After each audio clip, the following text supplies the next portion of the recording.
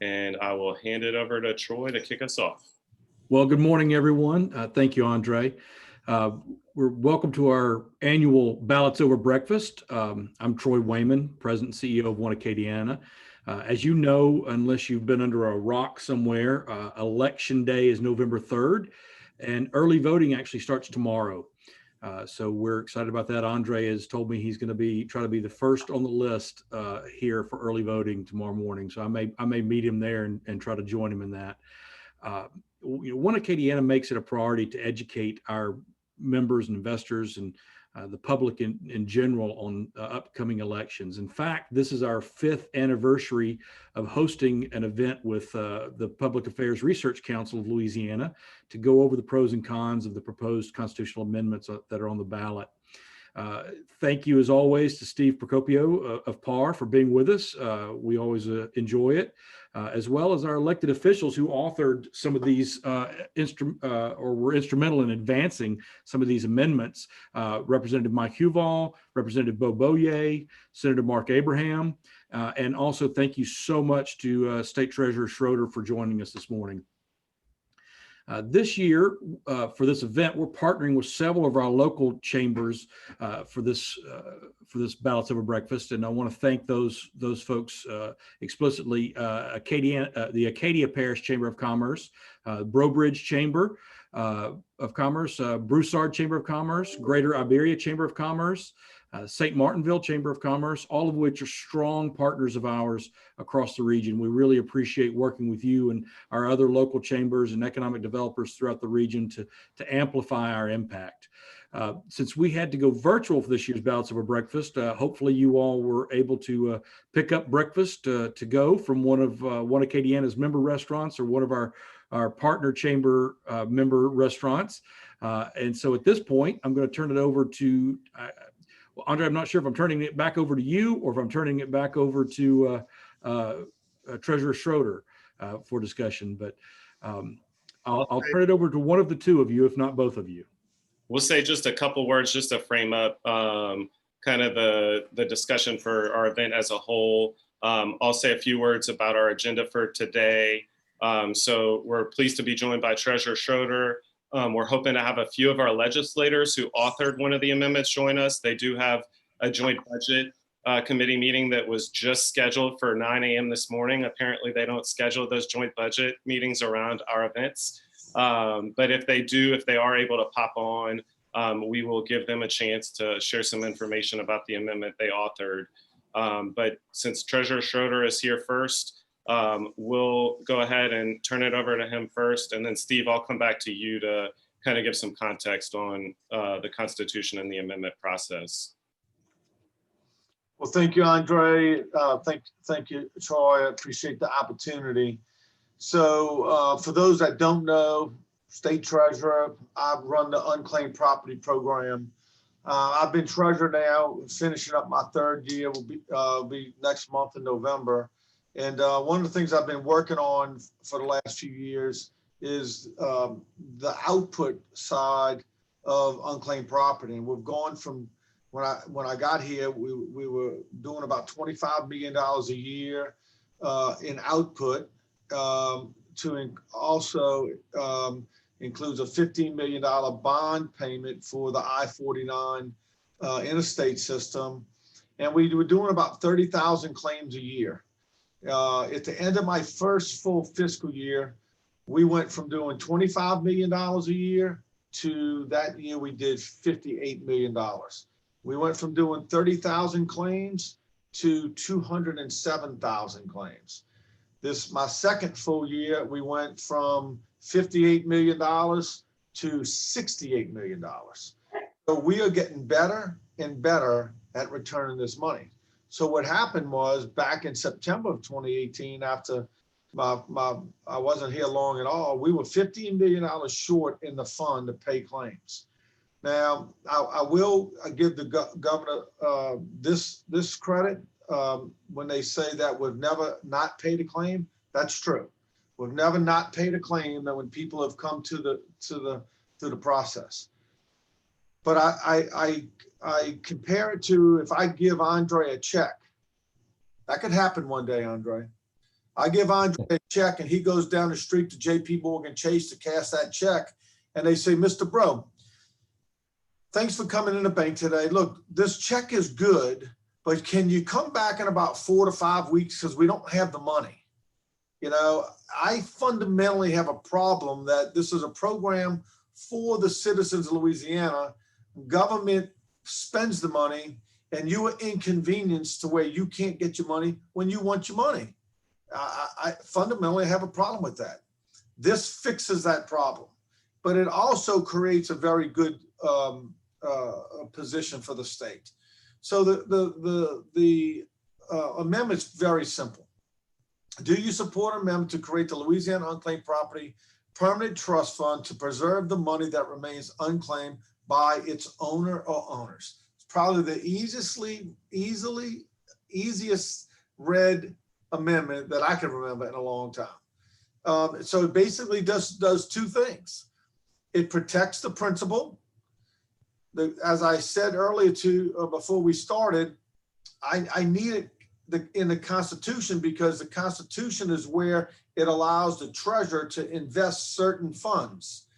And in this case, it's a trust fund. We invest about $9 billion in funds already for the state. And the good thing about those trust funds is it creates income for the state, whether it be higher ed, K-12, you know, whatever, infrastructure projects, but it creates millions and millions of dollars. So I came up with the idea 3 sessions ago now, and it's taken 3 years and 1 special session to finally get it passed. It basically creates a trust fund, which means the money will go into the trust fund. We will still pay claims. The owners can still come at any time, but we'll be able to invest this money, and the interest will flow into the state general fund unencumbered. When I say unencumbered, I know Andre and Steven and others have heard the long discussion about dedicated funds and tying the hands of state government. Well, I specifically didn't tie this up. So this money, if Andre, I think you have a chart that shows the growth of this fund. This year, we turned over about $11 million to the state general fund against my better wishes. I mean, I was in the middle of a lawsuit with the governor, and we basically, if you want to call it a compromise, we compromised. But if you look at the chart, and people, I was asked this yesterday, how long would it take for us to get this fund to where it would equal to what's going in the general fund? Well, this year was $11 million. So if you look, it's going to take us $10 million to earn $15 million. So we're somewhere in about a 7-year period. If we're just patient, I know government's not very patient, but if we just save a little money over time, we'll be putting way more money in the state general fund than they had been spending on an annual basis. And if you look at after 20 years, it could be upwards of $40 million that goes in the state general fund. That's almost unheard of. I really don't know of another example off the top of my head where we raise money for general government without raising your taxes or fees on the citizens of Louisiana. So it's a win-win. We're able to hold on to the principle and operate the program. And it's a good way to create a residual savings account for the state. The law would allow them to spend the interest. They spend the interest now. It's just simple interest. It's a simple interest-bearing checking account, and you know how much money you get on your checking account right now. The state's the same way. So we'll be able to invest it. That chart was pre-pandemic, and that's about a 3.5% return on your money. So I think it's a good state policy. As your treasurer, I think I'm charged with finding ways to better run or manage our finances, and this is it. So, Andre, I appreciate the opportunity. I don't know if you want me to answer any questions or anything, but I got a few minutes, but totally up to you guys. Thank you, Mr. Treasurer. And if anyone has any questions for the treasurer, please enter them into the Q&A box now. We just have a couple more minutes with him. I know he and our legislature have a busy day today. I'll ask real quick if you could just share a little bit about kind of the bipartisan consensus that was formed around this bill. It took a couple of years to get to this point, but y'all were able to work out a deal, and I think there ended up being pretty wide agreement that this is a good direction for the state to go. Yeah, I don't know if we had a nay vote, but I mean, I've gotten it out of the House of Representatives for 3 years in a row with hardly any pushback whatsoever.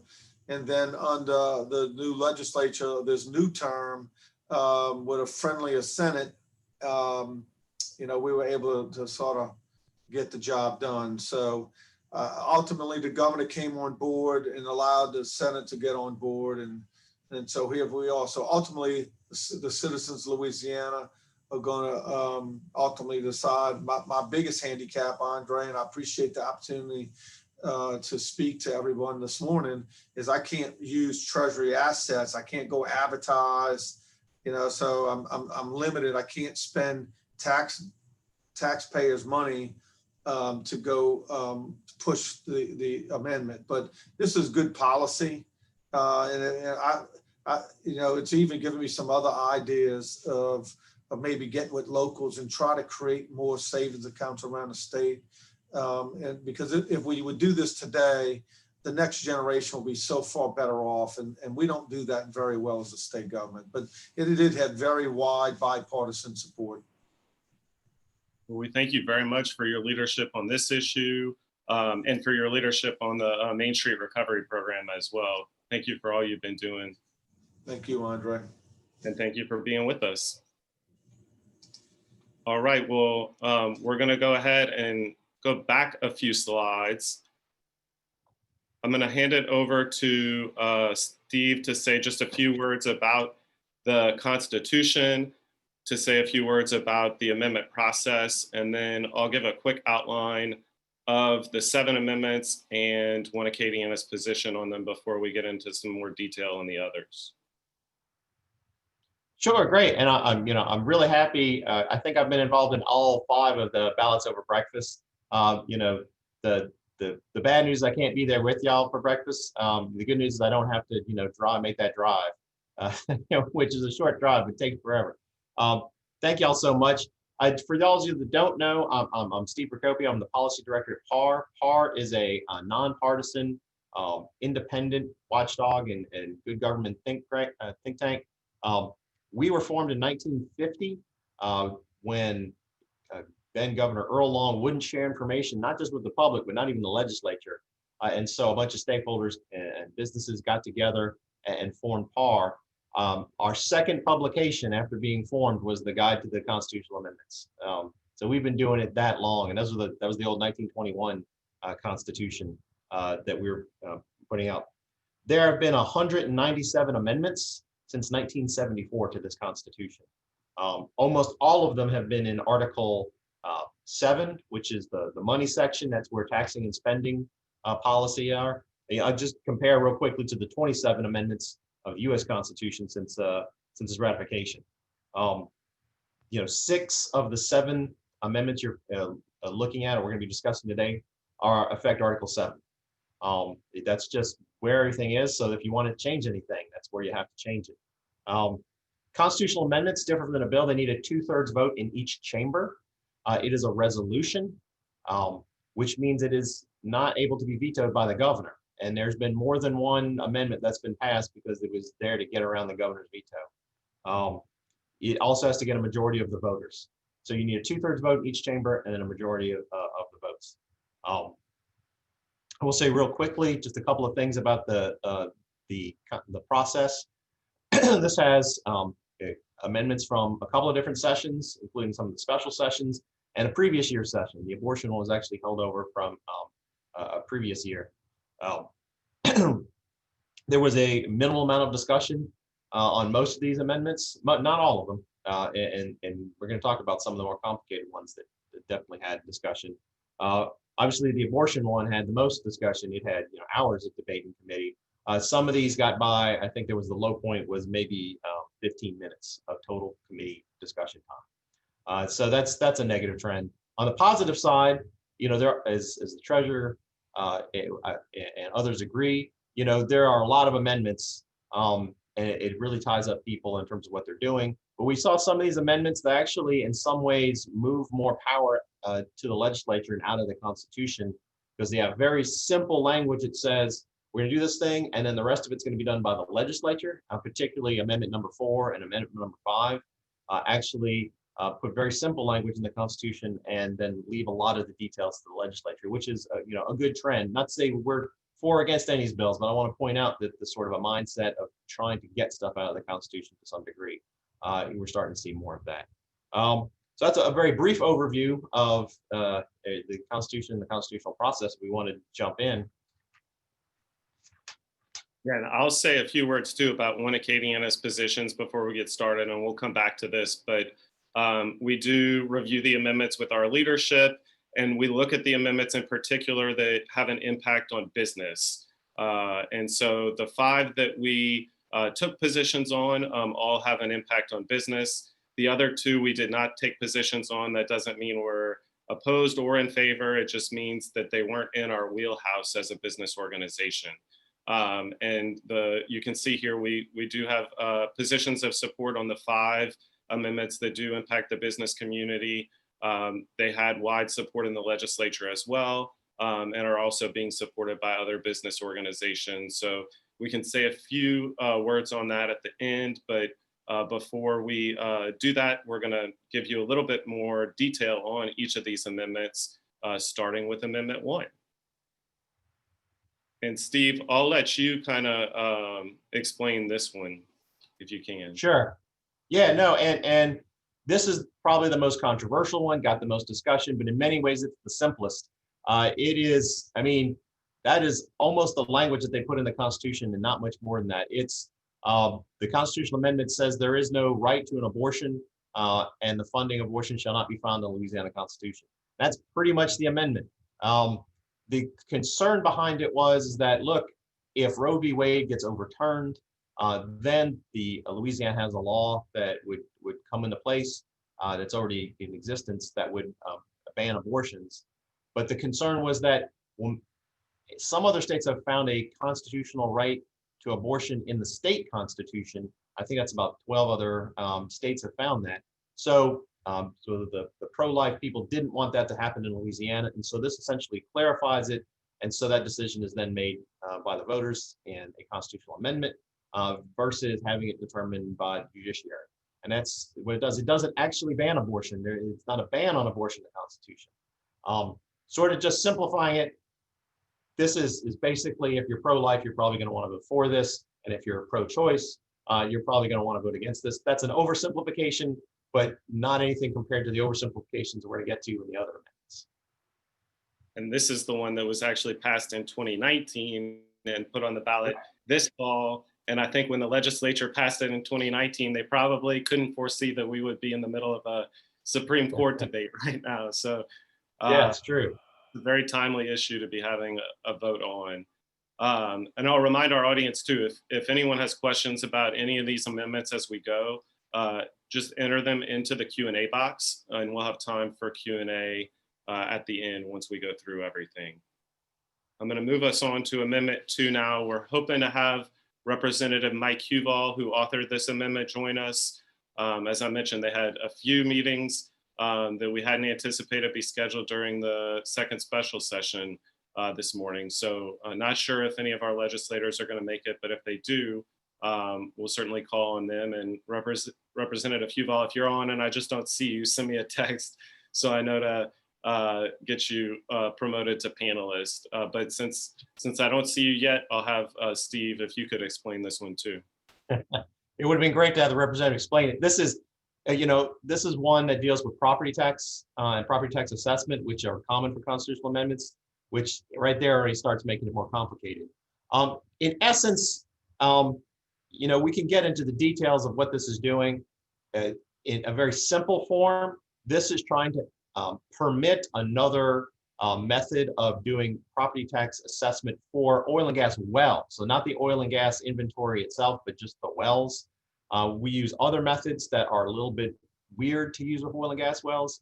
We don't really use looking at the amount of income that's used out of some constitutional concerns.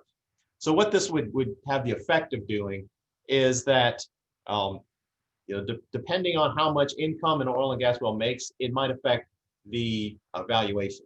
So that if you have low producing wells, like stripper wells or shut-in wells, or some of the other ones just really aren't producing as much, they would have a lower assessment.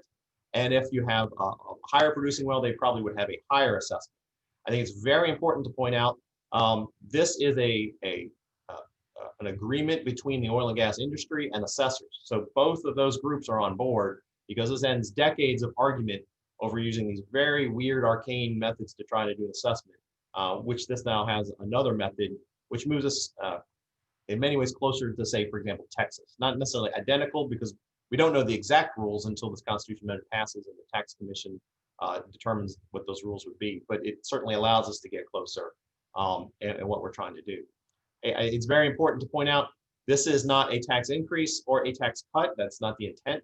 But what it will do is it could shift where those taxes are paid. So like I said, those places that are producing more will probably have higher assessments. Those places that are producing less will have lower assessments. And then that could affect the parishes that where those wells are located. But I don't want anyone to vote against this because they think this is a tax increase, and I don't want anyone to vote against it because they think it's a tax cut. And they're trying, it depends on where you're from. Those are volatile either way. This is really a very technical agreement on how to make the assessment process better. And it's a similar method that's used in other oil and gas producing states. And I remember That's right. watching the committee testimony, seeing Loga at the table with the Assessors Association. And I think they even made a joke that this is probably the only time they're ever going to come to the table together on the same side of the same issue. That's right. I'll move us on to Amendment 3. Steve, if you wouldn't mind explaining this one. Sure, just a little background. We have a budget stabilization fund, also known more commonly as the rainy day fund. And this was set up to deal with the boom and bust cycle of the energy sector, is that we would have really great years, and then we'd spend all that money, and then we'd have a low year, and now we'd have government at a higher level and no money to pay for it. So it really does two things. It takes money off the top when you have really high oil revenue years, and it puts some of that money into a fund that you can use when you have low years. And the idea is that you're sort of cutting off some money at the top so you don't spend it, and then you have that money when it's low, when you need it. And that's the essence of the rainy day fund. It can only be used when there's a revenue shortfall, when you have revenue that's coming in lower than predicted. It needs a 2/3 vote by the legislature to access it, and you can't spend more than a third of it at a time in any one year. So all of that would stay in place. What this proposed amendment would do is add another avenue for tapping it. So instead of just a revenue shortfall, you can have a federally declared disaster. You would still need a 2/3 vote. You still couldn't take more than a third out, and you couldn't take more than the associated costs of the disaster. So it has all those safeguards in there as well. And if the federal government reimbursed the state, which often happens, then the state could put that money back into the rainy day fund. So the pros of it are, we get hit with a lot of disasters. It's now is a great example between all the two terrible hurricanes that hit us, as well as the the coronavirus. When we have, even in relatively calm years, we have disasters for floods and other things. So this would allow us, particularly with cash flow, if we were responsible and put the money from the federal government back in, it could really help with cash flow. On the downside, it allows us to use the fund for more things, but it doesn't add any money to the fund. It's the same amount of revenue sources going in as before. So you take a fund that's in some estimates overstretched, and it would stretch it out even further. I'll move us on to Amendment 4, and just a reminder, if you have questions about any of these amendments, enter them into the Q&A box, and we'll come back to your questions at the end. And I don't see Representative Beaullieu on yet, but Representative Beaullieu, if you're on, just send me a text and we'll make sure to come to you. But in lieu of you being on, I'll turn it over to Steve. All right. We already have an expenditure limit in the Constitution, and it is based off the growth of personal income. So as personal income goes up, There's an expenditure limit that goes up over time too, and you can't spend more money than this expenditure limit. And it, this constitutional amendment, and the legislature can change the expenditure limit and has changed the expenditure limit with a 2/3 vote.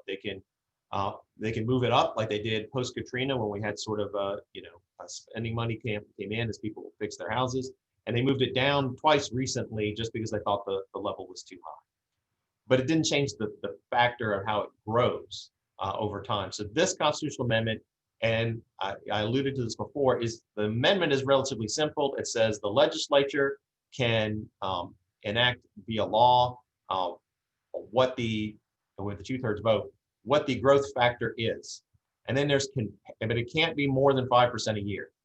And then there's companion legislation that says, here's the new proposed factor. And it would add, in addition to personal income, it would add gross domestic product, which is sort of overall measure of the economy, CPI, which is a measure of inflation, and population change, all for the state. And then you would average those four things together to become a new growth factor, which again can't exceed 5%. And then that, in addition, instead of just having the growth factor grow over time, it would also reset to whatever the last appropriation was.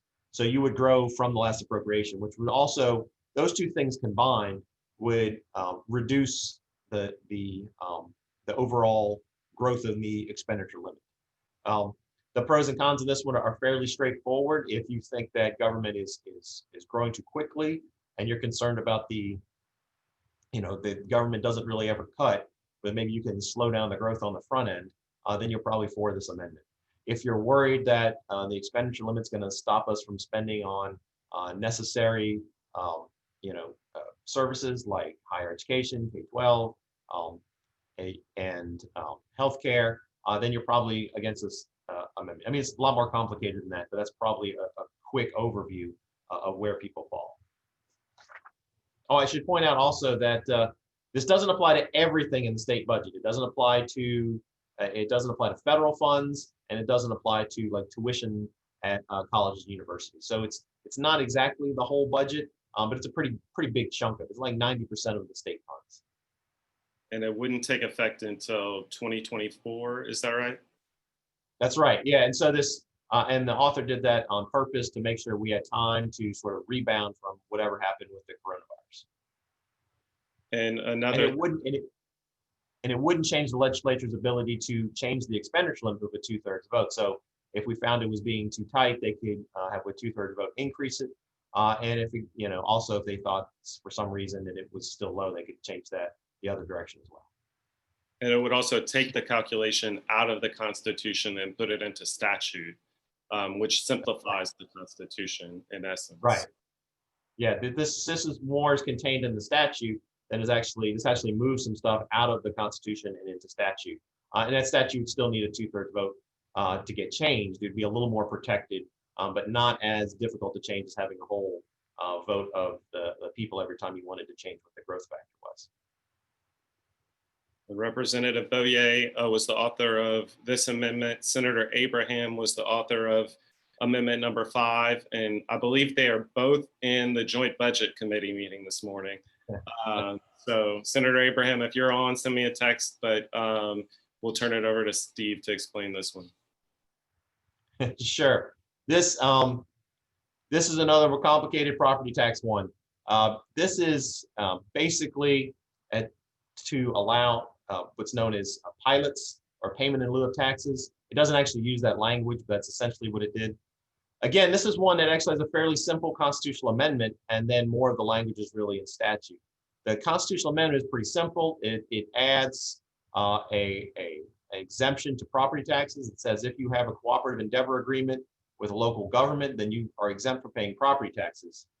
And then there's companion legislation that says, and the constitutional amendment also says, and then the legislature can make statutory changes with a 2/3 vote, is then there would be, it sets up each taxing authority or local government can then enter into a separate arrangement with the owner of manufacturing property to set out an agreement to pay something instead of taxes.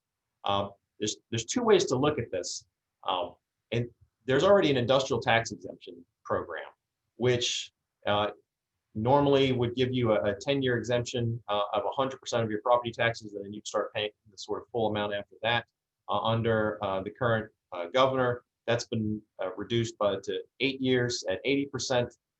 So depending on what baseline you're looking at, that basically companies would pay a lot less in the first several years, and then they would pay essentially everything, their full amount after that.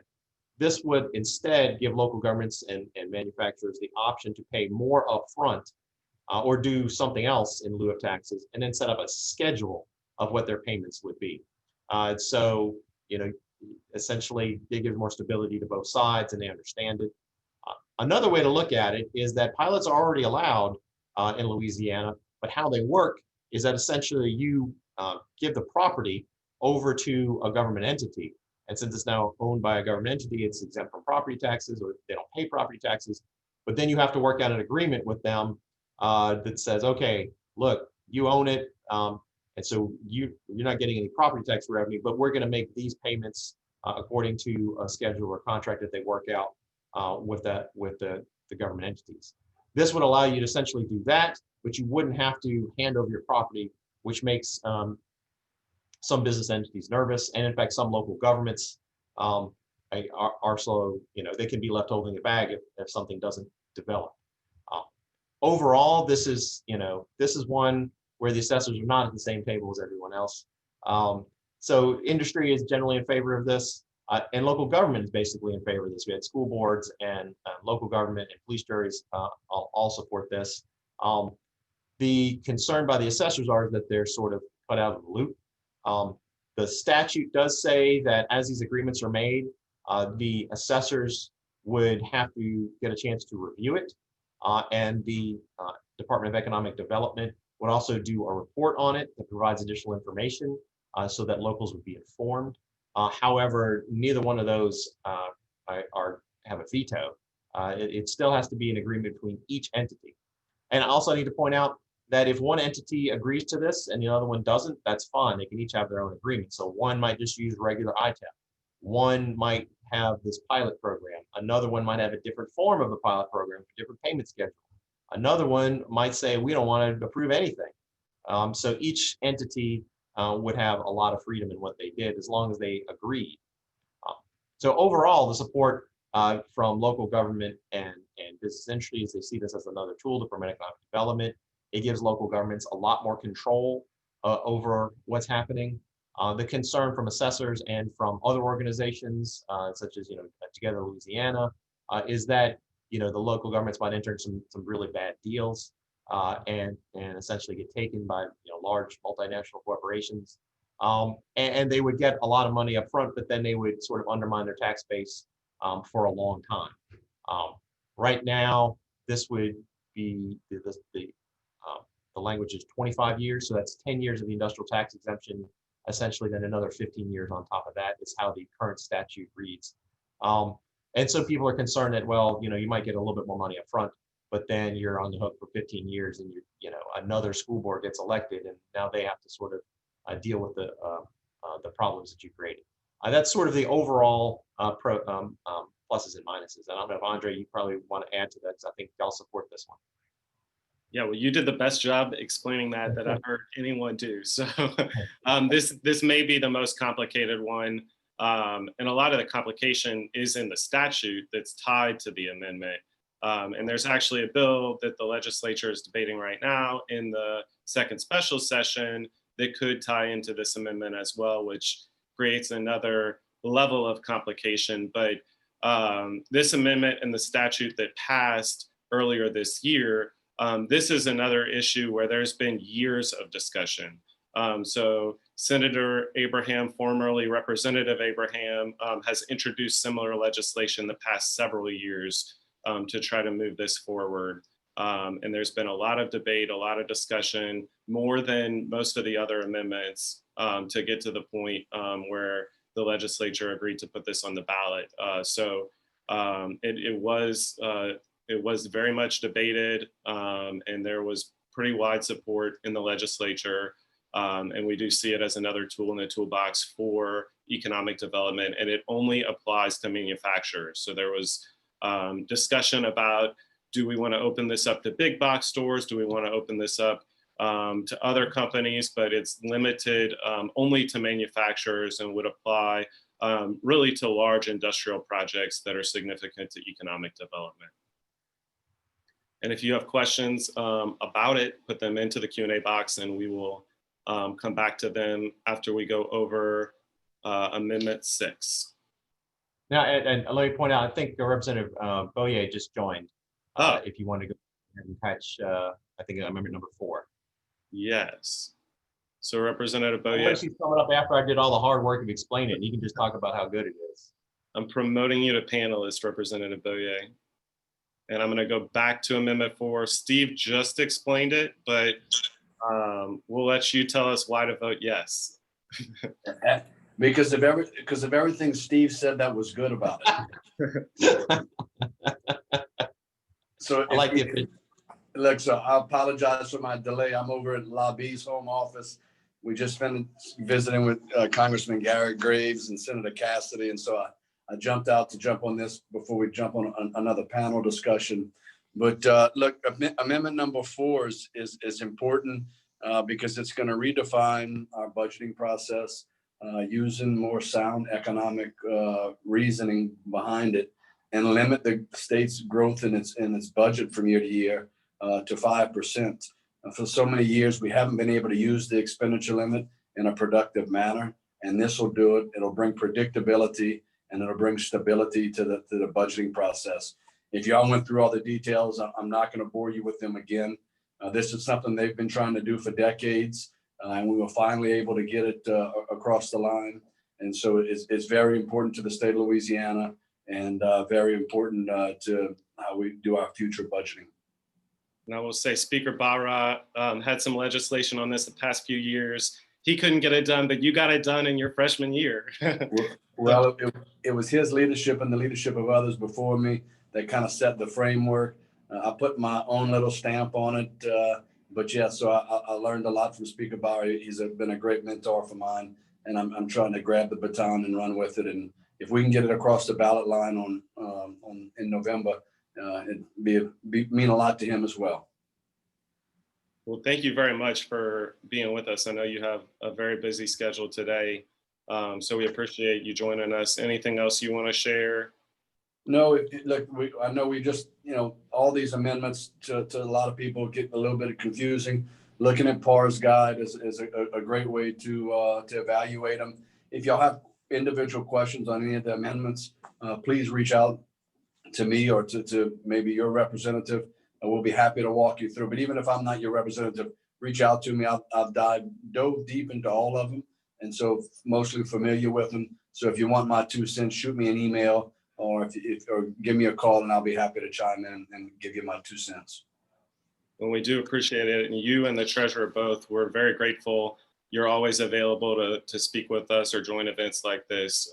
So thank you again. So yes to number 4. And One Acadiana does have a position of support on it too. So we're with you on that. Thank you. Thank you. Y'all have a great day. Take care. All right, we will skip ahead to number 6. All right, number 6. In a normal year, this would be a difficult one. Relative to everyone else, this is a fairly straightforward one. There is currently a property tax freeze, or the special assessment, where for the most part it applies to people over age 65. Though there are some people who can be disabled, either regular civilian disabled or in the military, who can get a freeze on their assessment, not their taxes, but how their house would not increase as everyone else's sort of property values went up. Their assessment wouldn't go up. However, to qualify for that, you have to make less than a certain income. And the amount was $50,000 in 2001, but it adjusts for inflation over time. And so now the amount is $77,000. This amendment would increase that to $100,000. So those people that are making over $77,000 would now be able to have the property tax freeze, or the property tax assessment freeze, not the property tax freeze, but the assessment would be frozen. That would start in, and then it would stay at 100,000, and then in 2026 it would start growing for inflation again. The arguments for and against are fairly straightforward. This would, particularly as people are working longer and with multiple jobs and then coming back into the workforce, this would essentially account for people making more income as they get into retirement age. They're not necessarily retiring, and so it would adjust the program to deal with that situation. On the other side, you have assessment freeze. Reduces the amount of taxes that local governments get, which are already kind of squeezed. And the assessment freeze program is really set up for people on fixed income. So, they're only getting a set amount. So let's make sure that they don't get overwhelmed with property taxes. And it's not necessarily for people who are currently working and their income's going up. And so do you really need to give a special assessment freeze to people who are making, $100,000? And that's sort of the, very straightforward plus and minuses on this one.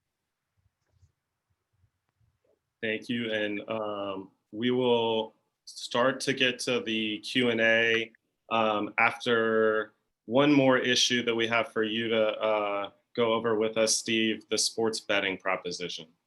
Sure. This is not a constitutional amendment, but it is brought to you by the Constitution. For those of you that don't know, you can't tell, gambling is actually illegal in the state of Louisiana, but gaming is allowed.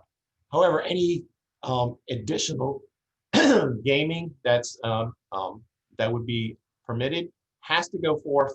The Constitution says that each parish gets to vote on it, on whether or not they want it in their parish. So that's why you're having this as a statewide ballot. This would permit sports wagering.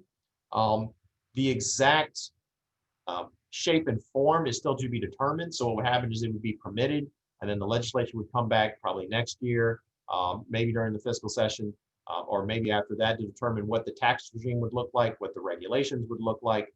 Overall, it would be regulated by the Gaming Control Board, but exactly what the regulations would look like still have to be worked out. So would that include, does it only going in person to casinos and placing a wager in person? Or would it also like some form of online gaming? We don't know. And that would be up to the legislature to determine in the past. Or would determine in the future. So that this is just sort of required in the Constitution for people to vote. One parish could vote for it, and then the neighboring parish could vote against it. So I'm seeing one question come through already, and it's on this one. So I'll pause here to Chico. Yeah. So there was a similar ballot question. There was a question is, and I get this question often, like, didn't we just do this?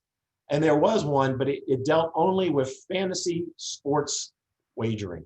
So that's a very narrow form of this, is that essentially you pick like a fantasy sports league, and with like, I think DraftKings or things like that.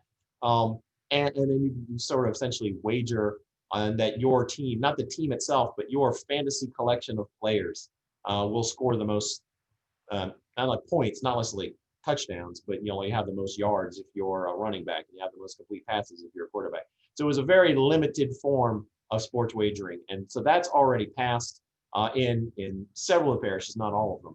And so this would actually be, could open it up to just betting on you think the Saints are going to win or lose or something like that.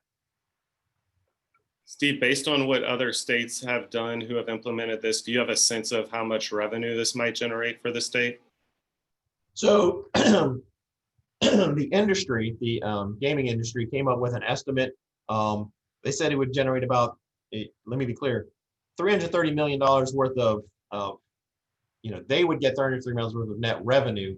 That would, depending on how you taxed it, maybe turn into about $50 million annually. Again, that is coming from the people that are in support of this. So I want to, make sure that's clarified. It would probably be something less than that. Some people make an argument, since you can go to Mississippi, we might steal some of that additional revenue. So, and I don't know. There will be, I will say, there will be additional revenue. How much it would be, if we look in a $50 million range, it's probably not crazy, maybe a little bit less than that, but that would probably grow over time.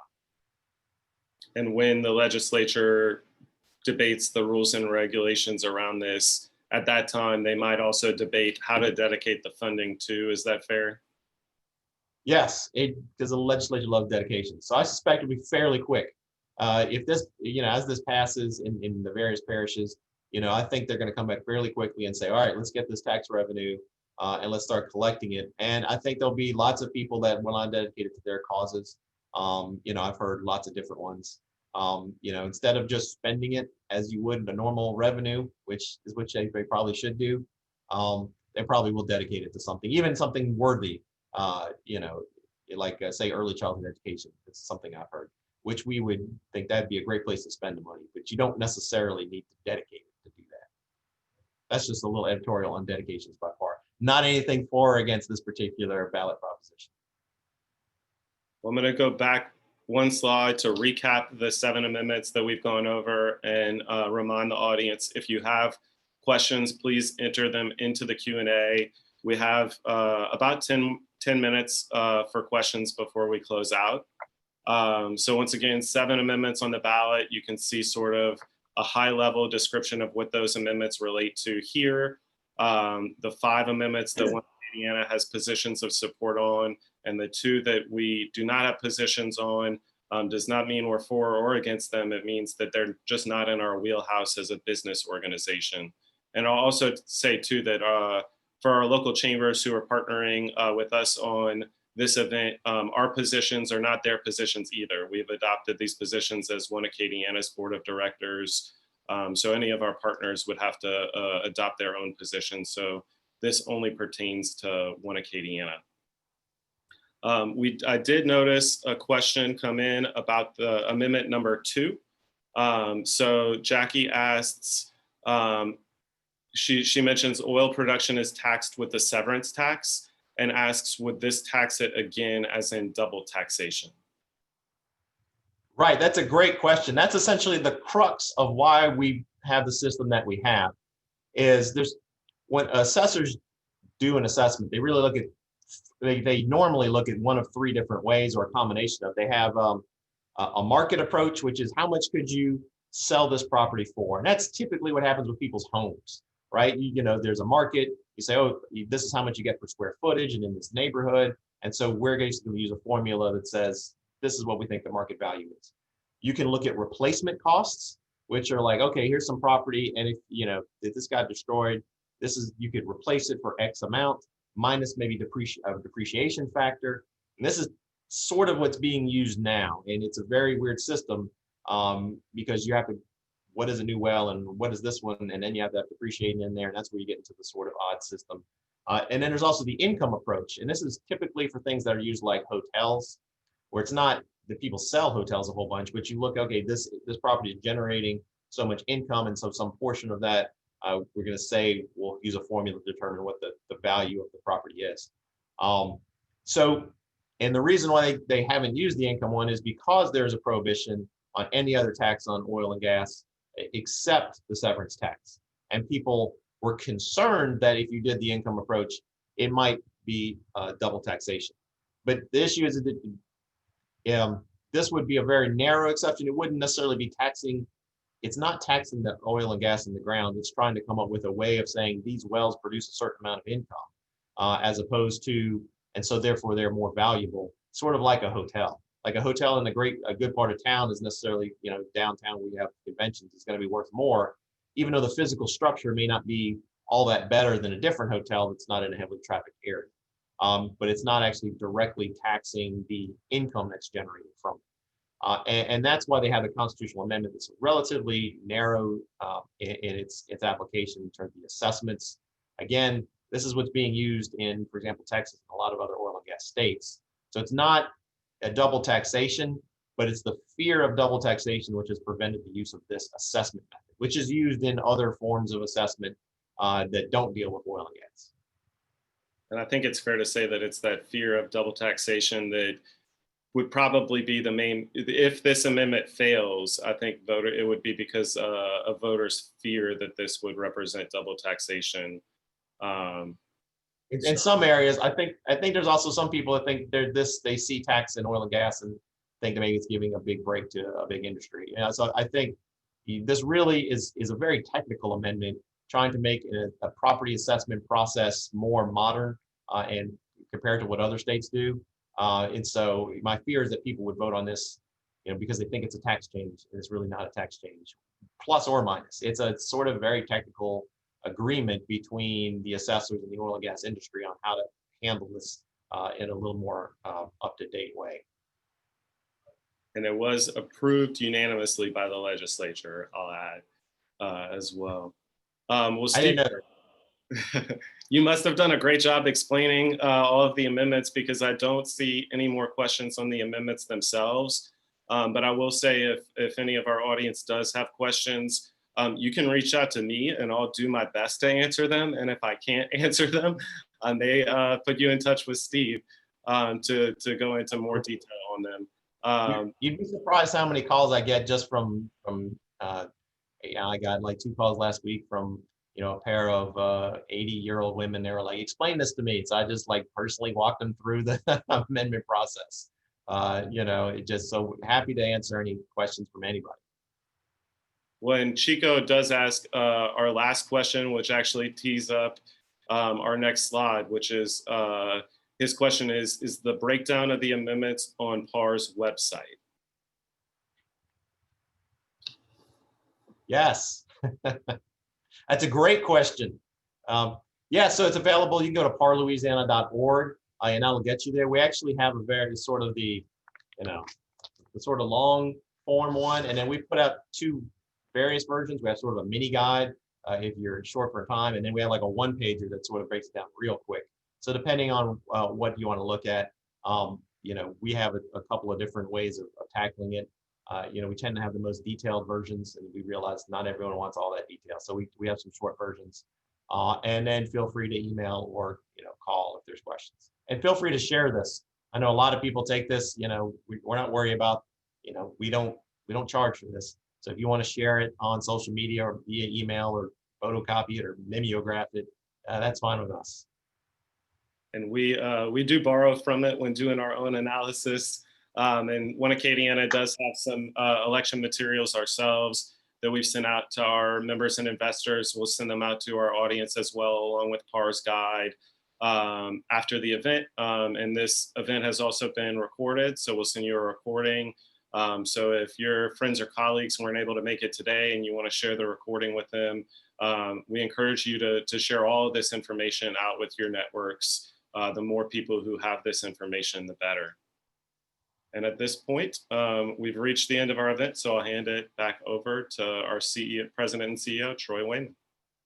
Thanks, Andre. Steve, thank you so much for joining us again for this 5th edition of our Ballots Over Breakfast, and for taking the time to explain these constitutional amendments. And thank you for the work that PAR does. We greatly appreciate it, and appreciate. Thanks for having me. I always enjoy it. Look forward to it each year. Well, hopefully next year we can provide you with breakfast, and we can be in person. That'd be great. I want to thank Representative Beau Beaullieu as well for joining us. I know the others that we had slated to join us would have loved to have attended, but duty calls. And obviously, thank you to Treasurer Schroder for joining us. Greatly appreciate his time this morning. As we prepare to vote, it's important for us to engage with experts like you so we can make informed decisions. So please remember to vote. I always tell people, if you don't vote, you lose your right to complain. So vote. It's important, very, very important. Early voting opens tomorrow, as I mentioned earlier, and runs through October 27th, and Election Day is November 3rd. So get out and vote.